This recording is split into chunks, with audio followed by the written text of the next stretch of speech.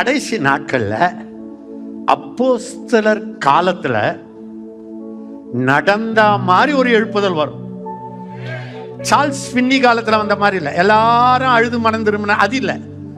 மூடி காலத்துல இல்லை, மூடி அப்படியே இல்லை.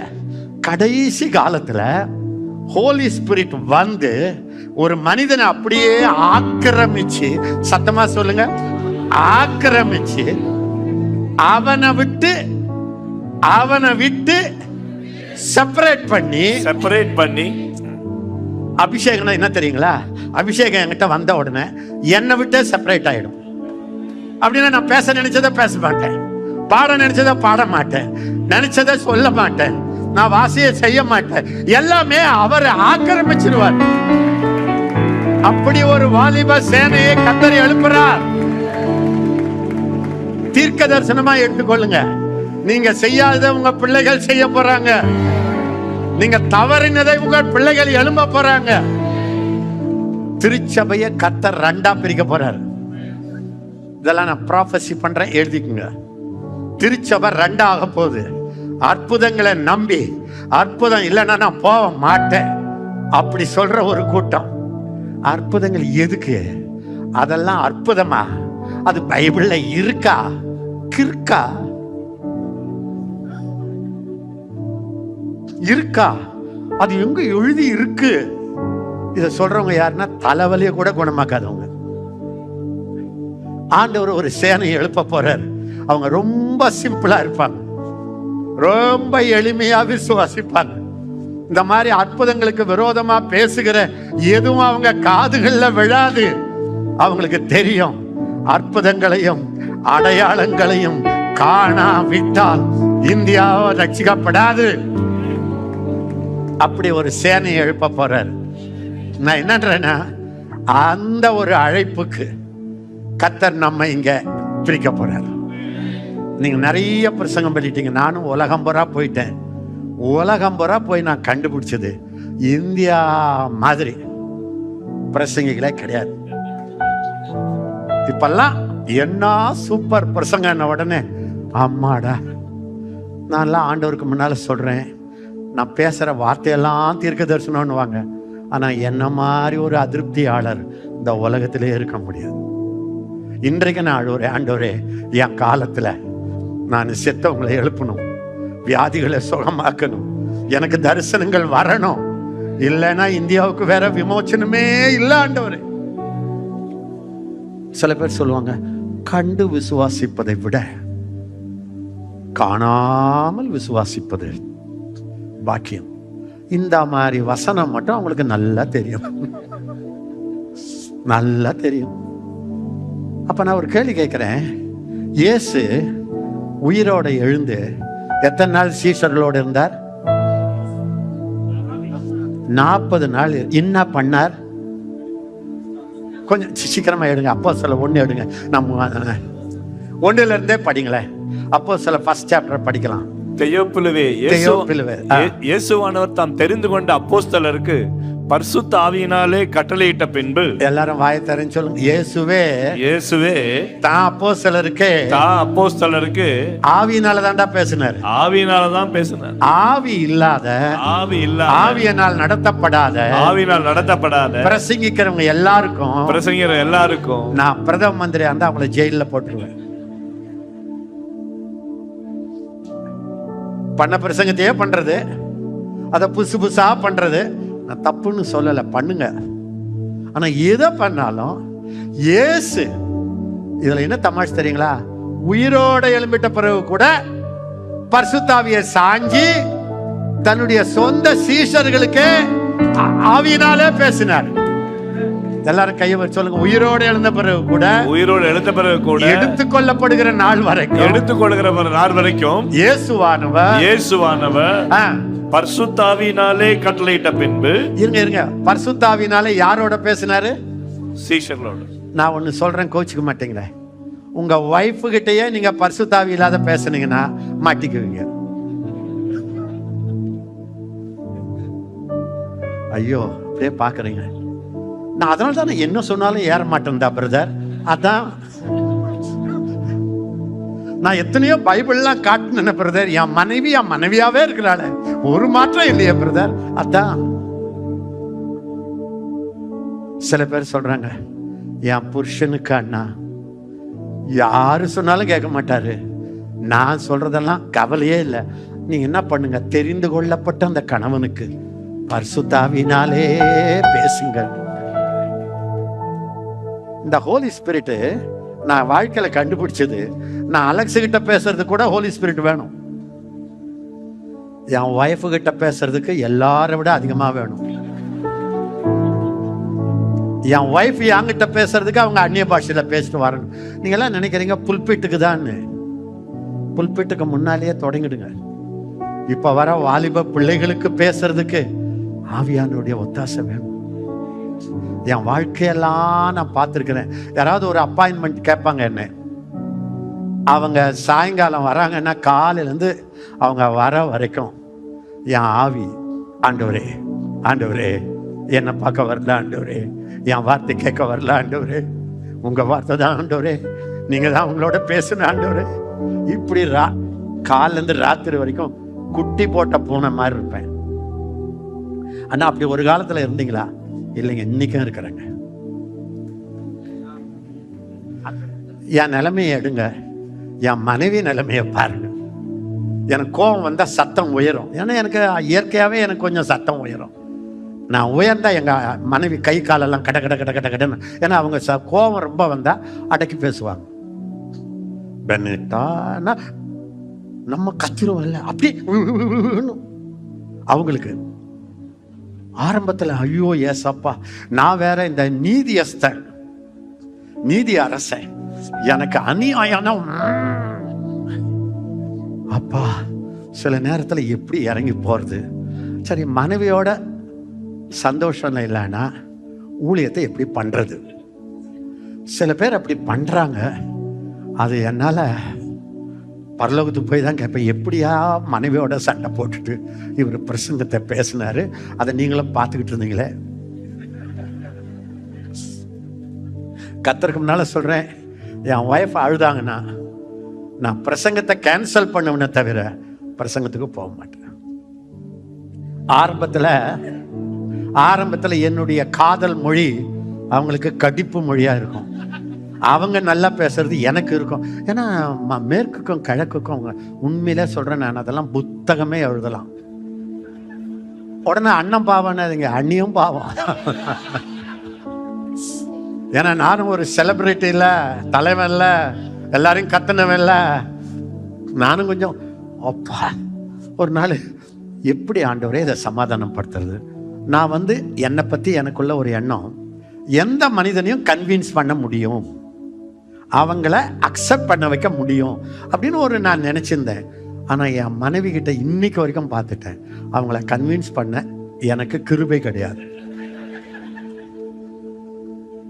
அதனால என்ன பண்ணுவேன், என்னைக்கு எங்களுக்குள்ள பிரச்சனை வருதோ அன்னைக்குதான் ரொம்ப சூப்பரா ஆவிக்குள்ள போயிடுவேன். சந்தாரபா எல்லாரும் கத்துறோம். ஒரு நாள் ஜோம் பண்ணிக்கிட்டே இருக்கிறேன். ஏன்னா அவங்க அங்க இருக்கிறாங்க, நான் இங்க இருக்கிறேன். அவங்களுக்கு நான் இல்லைன்னா இந்த உலகமே இல்லை. ஃப்ரெண்டா, அப்பாவா, அம்மாவா, யாரு எனக்கா? அவங்க பண்ணத்தான் தப்பு. நிறைய நேரத்தில் அவங்களுக்கு அது தப்புன்னு தெரியாது தான் பண்ணுவாங்க. ஏன்னா இந்தியர்களுக்கு தான் தப்பு, அவங்களுக்கு தப்பு கிடையாது. அவங்க இதுக்கு எப்படி கோவம்னு நினைப்பாங்க. எனக்கு இதுக்கு கோவப்படாம வேற எதுக்கு கோவப்படுறது? அப்பா ஒரு நாள் அந்நிய பாஷையில பேசிக்கிட்டே இருக்கிறேன். பட்டுன்னு ஒரு தரிசனம். அந்த தரிசனத்துல ஆப்பிள் பழத்தை எடுத்து நான் கத்தி அப்படியே வெட்டி வெட்டி ஹார்ட் மாதிரி வச்சு கொண்டு போய் கொடுக்குற மாதிரி பார்த்தேன். அப்பா இந்த தரிசனத்துக்கு ஸ்தோத்திரம்னு ஒரு ஆப்பிளை எடுத்து அப்படியே கொஞ்சம் கொஞ்சமா வெட்டி அப்படி கொடுத்தேன். அவ்வளவுதாங்க, எல்லாம் மறந்துச்சு. கட்டி பிடிச்சிட்டாங்க. தெரிந்து கொண்ட அப்போஸ்தலருக்கு பரிசுத்த ஆவியினால கட்டளையிட்டாதான் நடக்கும். சில ஹஸ்பண்ட் ஒய்ஃபை பார்க்கிறேன், கல்யாணம் ஆகி 15 வருஷம் ஆனாலும் அதே மெத்தடு, அந்த அம்மாவும் அதே மெத்தடு. கடைசியில் எப்பா இவன் மாற மாட்டான், இவங்க அவன் மாற மாட்டான், ஏதோ வாழ்ந்து தொலை. சும்மா தெரிந்து கொள்ள. ஏன்னா அங்க தெரிந்து கொள்ளனா என்னங்க, A to Z தெரிஞ்ச ஆளு, கூடவே இருக்கிற ஆளு, அவங்களுக்கு பரிசுத்தாவினாலே கட்டளை. எவ்வளோ நம்ம பரிசுத்தாவிய சாஞ்சிக்கணும்னு சொல்லுங்களேன், கொஞ்சம் சொல்லி பாருங்களேன். எவ்வளோ நீங்க அந்நிய பாஷை பேசணும்னு நினைச்சு பாருங்களேன். கர்த்தருக்கு முன்னால சொல்றேன், எனக்கு க்ளோஸா இருக்கிறவங்கள மாத்துறதுக்கே நான் 2 மணி நேரம் அந்நிய பாஷை பேசுவேன். புல்பிட்டுக்கு மட்டும் இல்லை. ஊழியம் என்பது புல்பிட்டில் அல்ல, புல்பிட்டில் இருந்து இறங்கின பிறகுதான் ஊழியம். உயிரோட எழுந்த பிறகு கூட 40 நாளாலும் 2வது வசனம் எடுங்க, வேகமா வேகமா வேகமா. அவர் எடுத்துக்கொள்ளப்பட்ட நாள் வரைக்கும் செய்யவும் உபதேசிக்கவும் தொடங்கின எல்லாவற்றையும் குறித்து முதலாம் பிரபந்தத்தை உண்டு பண்ணினேன். எல்லாரும் சொல்லுங்க, அவர் ஊழியம் தொடங்கினதுல இருந்து கொஞ்சம் சத்தமா சொல்லுங்க. அவர் ஊழியம் தொடங்கினதுல இருந்து எடுத்துக்கொள்ளப்பட்ட நாள் வரைக்கும் ஃபர்ஸ்ட் செய்யவும், முதல்ல செய்யவும், பிறகு உபதேசிக்கவும். எல்லாரும் கையை வச்சு சொல்லுங்க, என் வாழ்க்கையில ஆண்டவரே, உபதேசம் உபதேசம் உபதேசம் உபதேசம் உபதேசம் உபதேசம் உபதேசம் இல்ல ஆண்டவரே, மன்னிங்க ஆண்டவரே, செய்யவும் உபதேசிக்கவும். வரல வைங்க, செய்யவும் உபதேசிக்கவும் உபதேசிக்கவும். ஆண்டவருக்கு எது ஃபர்ஸ்டா இருந்துச்சு? செய்யவும். என்ன செய்ய? அற்புத அடையாளம். இப்ப இயேசுவை விட நீங்க பிரம்மாண்ட போதகரா? இயேசுவை விட இயேசு வார்த்தை மாம்சமானவர். இயேசு அந்த உருவத்தை பார்த்தீங்கன்னா வெறும் வசனம் அப்படியே மாம்சம் ஆயிடுச்சு. அவரே செய்து காட்டி உபதேசம் பண்ணும்போது நம்ம ஆட்கள் இத 2யும் விவாகரத்து பண்ற மாதிரி பண்ணிட்டு, எனக்கு உபதேச அழைப்பு, அவர்களுக்கு அற்புத அழைப்பு. அதுல சில பிரசங்கியாரு செய்ய தெரியாது இல்ல, அதனால செய்யறவங்க எல்லாம் திட்டுவாங்க. ஏன்னா அற்புதன்றதுக்கு ஓடுற, வசனத்துக்கு வா. அத சொல்ற ஆளு அற்புதம் செய்து சொன்னா பரவாயில்ல.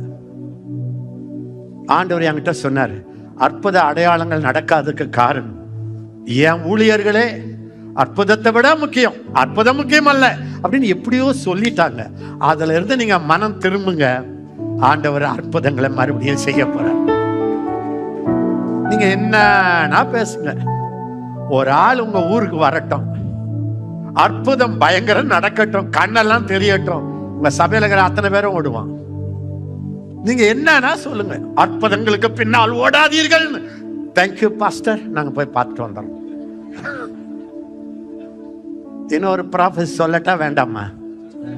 சீக்கிரத்துல அற்புதம் இல்லாத சபைகள் காலியாக போகிறது,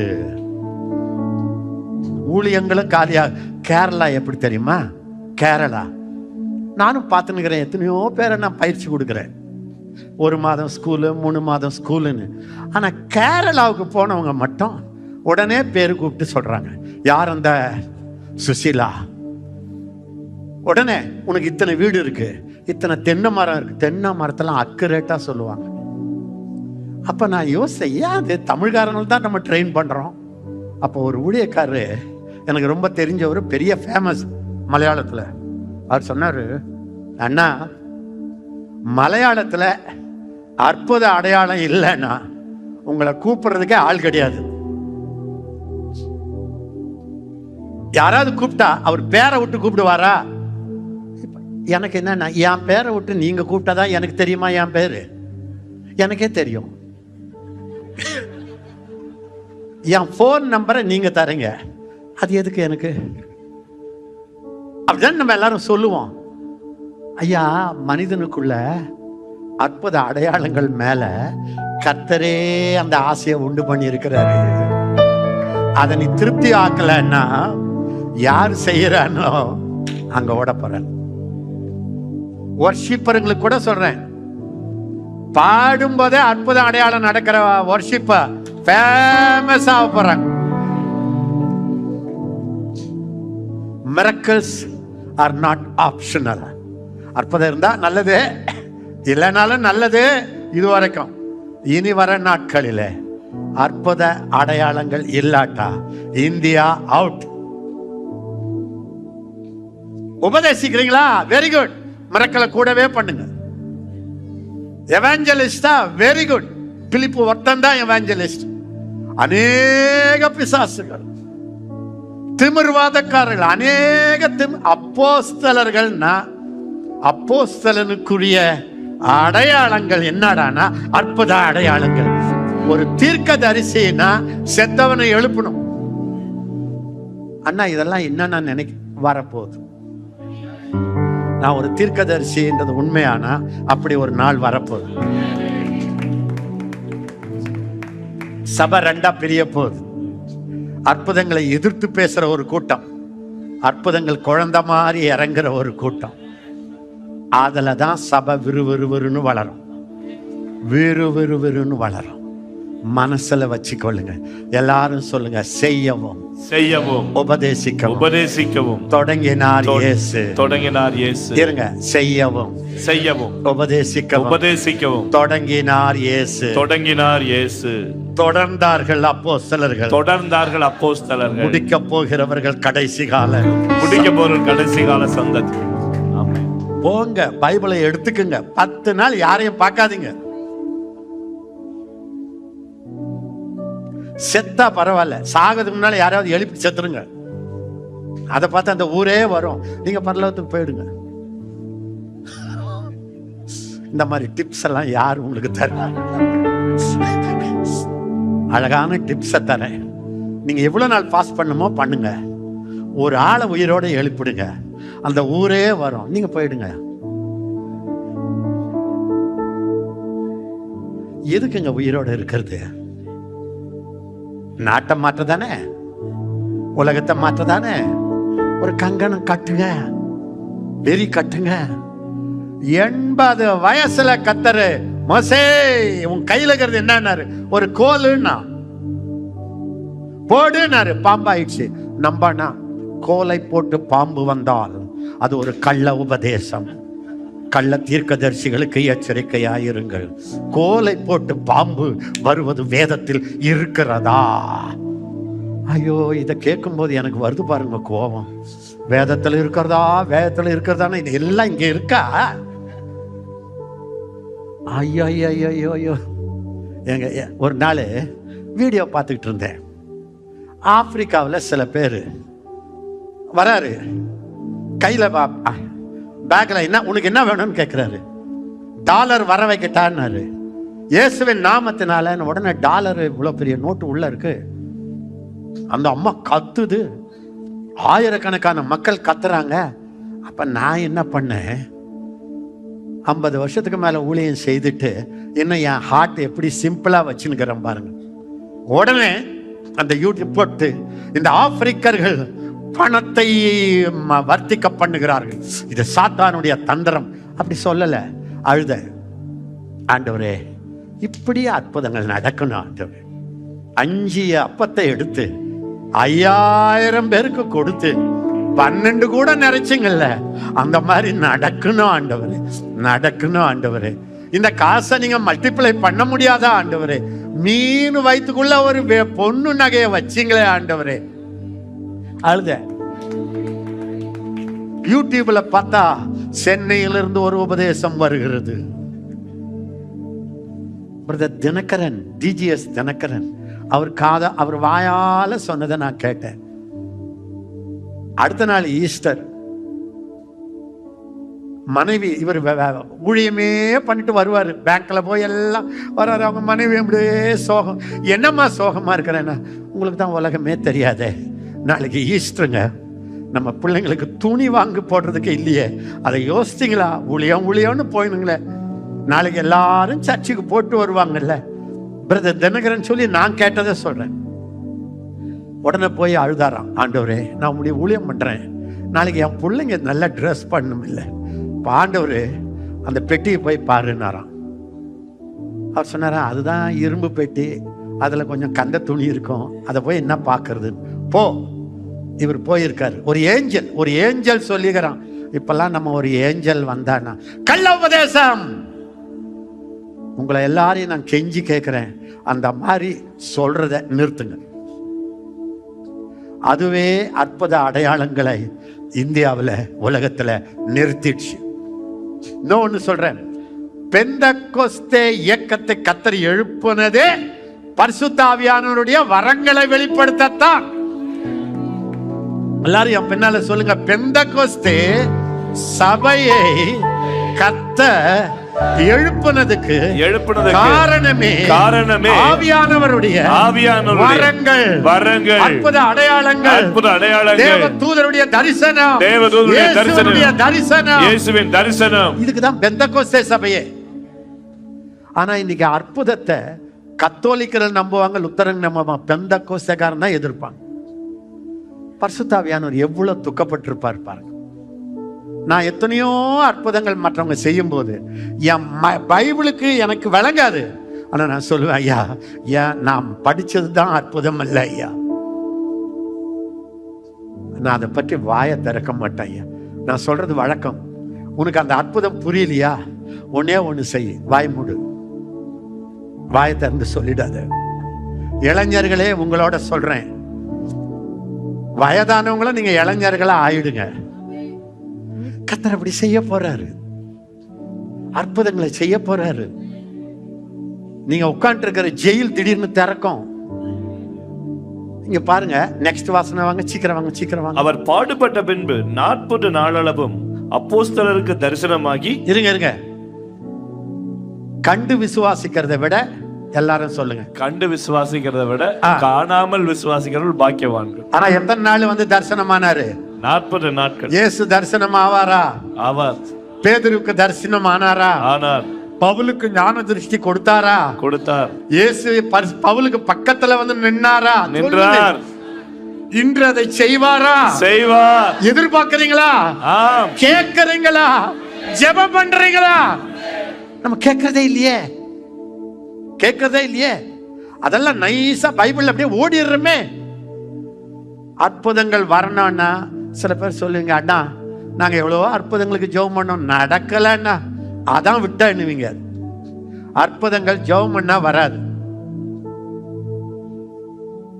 ஒரு நாள் ஆண்டவர் எனக்கு சொல்லி கொடுத்தாரு.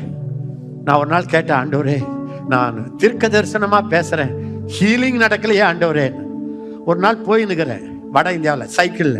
அப்ப ஆண்டவர் என்கிட்ட கேளுங்கள் கொடுக்கப்படும். நான் சொன்னேன், கேட்டனே. அப்புறம் சொன்னார் ஆண்டவர், தேடுங்கள் கண்டடைவீர்கள், தட்டுங்கள் திறக்கப்படும்.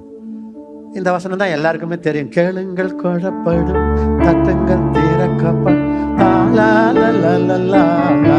சந்திரபாபே பாடிட்டாரே. இயேசு தேடுங்கள் கிடைக்கும் என்றார். அப்ப ஆண்டவர் சொல்றாரு, என் ஜனத்தை கேட்க சொல்லி விடல, தேட சொன்னேன். நீ எதை கேட்கிறியோ, அற்புதங்களை கேட்கிறியா?